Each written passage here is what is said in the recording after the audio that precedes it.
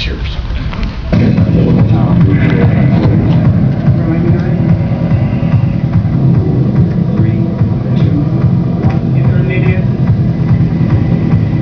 Should be at flight speed now. Lift off the Soyuz rocket.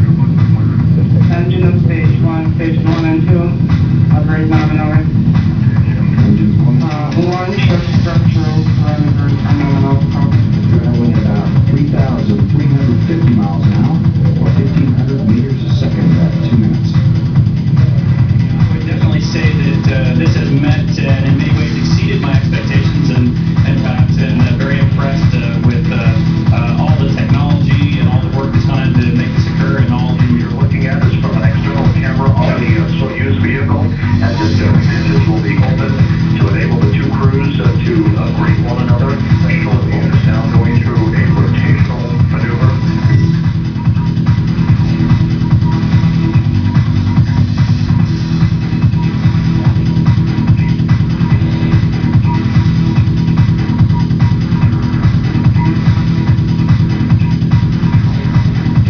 Now, Director of Unextended Engagement in Space, Richard Garriott.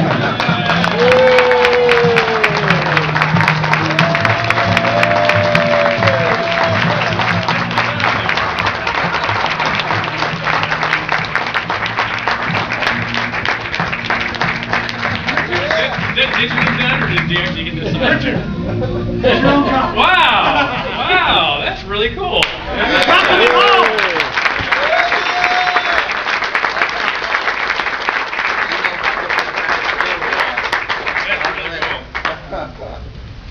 Well, thank you, everybody, and as a lot of you know, I've been a member here at the Assembly for a couple of years now, and but this year, as the first year, I think I made effectively every meeting. I may have missed one, but this last year I've made maybe a third of the meetings, and obviously you know that the main reason I've missed so many meetings this year is I've spent most of this year in Russia. I actually, even during 2007, was doing a lot of my pre-flight medical for my flight, and then this year I spent 6 of the 9 months pre-flight in Russia, and then the last month not only was I doing the flight, but then in quarantine, debrief, and rehabilitation, actually post-flight. Turns out there is actually, even after only 12 days in space, you actually do have a hard time standing up.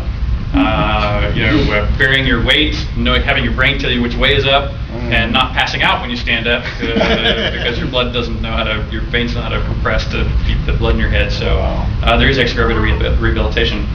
But of course, my interest in magic means that I couldn't go to space without performing magic as well. So I will tell you a little bit about what I thought I'd do is tell you a little bit about the preparations for flight and the flight itself, just not necessarily related to magic, but just the whole, the experiences. I think you hopefully find it a little bit interesting. Then not only will I tell you about magic, and me and Greg Chamatoff actually performed an entire magic show, which I have here on video. The video we have here is a rough cut of it. It's actually missing a couple of tricks that we actually had for the show, and a couple of them that I did solo.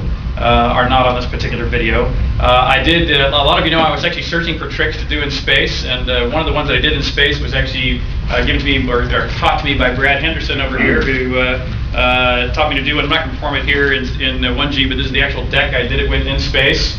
So I performed the trick he provided for me in space.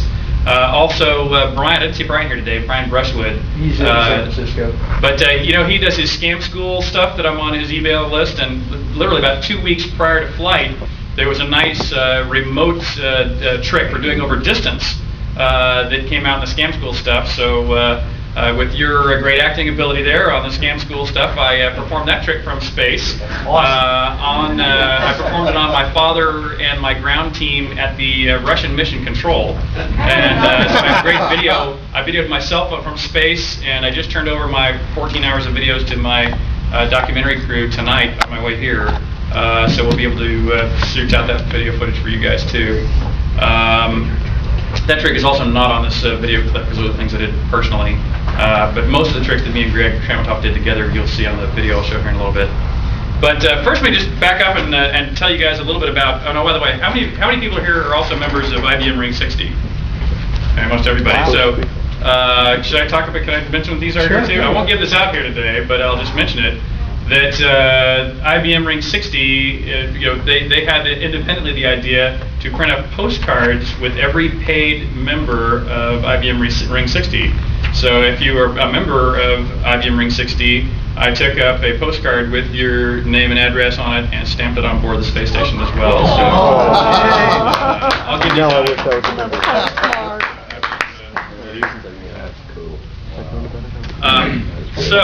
So let me just tell you a little bit about the flight itself. You know, I hadn't actually, of course, I was on the inside of that rocket, so I didn't see it from the outside. So, but I saw it for the first time from the outside sometime after I was on the ground, and it's cool to watch from the outside. But as you might imagine, it's really cool to be on the inside. But frankly, even the year I spent this year preparing for the flight was also incredibly fulfilling. I mean, to get a chance to train with all the professional astronauts and cosmonauts that I got a chance to train with, and you're training to do something that is very complex and potentially very dangerous, and so you really do bond together as friends in a way that you wouldn't under other kind of circumstances. I mean, a lot of people are commonly describing it as going to war together and fighting a battle together, because you really are doing something that is, that the mortality rate is actually, relatively speaking, high for doing. And you're doing it in a circumstance that is actually phenomenally complicated. Fortunately, I have a fairly diverse, what I call science and math background or interest personally, and that turns out to be very helpful because you have to work with radio systems and understand VHF radio communications. It's good if you understand orbital mechanics, so good background in physics is helpful. A lot of the work we were doing on board, a lot of the life support systems mean that you really need to understand a little bit of chemistry and biology and other things is fairly helpful. Good bit of medical background is also useful to have. In fact, a lot of the tests we were doing just to keep the ground informed of how we're doing is involved with a fair bit of medical work. So really having if any of you want to go to space, a solid background in a fairly wide variety of sciences and technology is useful. So what I was doing for this year of training was learning how to make sure that I could operate the radios independently, and even though they're all modern, their interface has been designed over decades. So as a software designer, personally, I would go, their systems are not what you would describe as user-friendly. But there are backups of backups of backups of backups, and so there's all kinds of ways that things are fairly fail-safe. And what you'd go through month after month while you're in Russia is you not only learn how to operate all the equipment, in the nominal configuration, which is nominal is the word for working properly, and also when it works off nominally, which means when something breaks.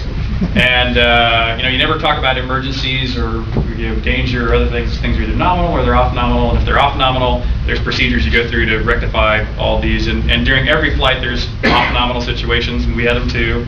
But you go through the training so much that I'm commonly asked, are you ever scared during any part of it?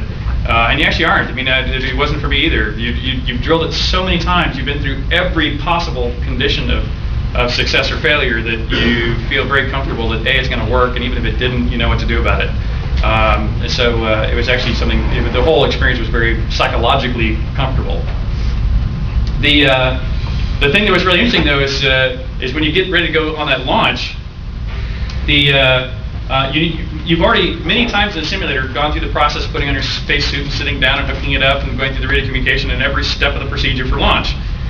Even when it launches out of Baikonur in Kazakhstan, and even before you do the real launch, we visited the actual spacecraft in the hangar before the rocket was finally assembled. One of my jobs in the right seat is to actually turn it on, so I got to turn on the rocket for its first time on the test stand, and on the day of flight, I was the one who turned it on for flight also. Sweet. Which is kind of fun.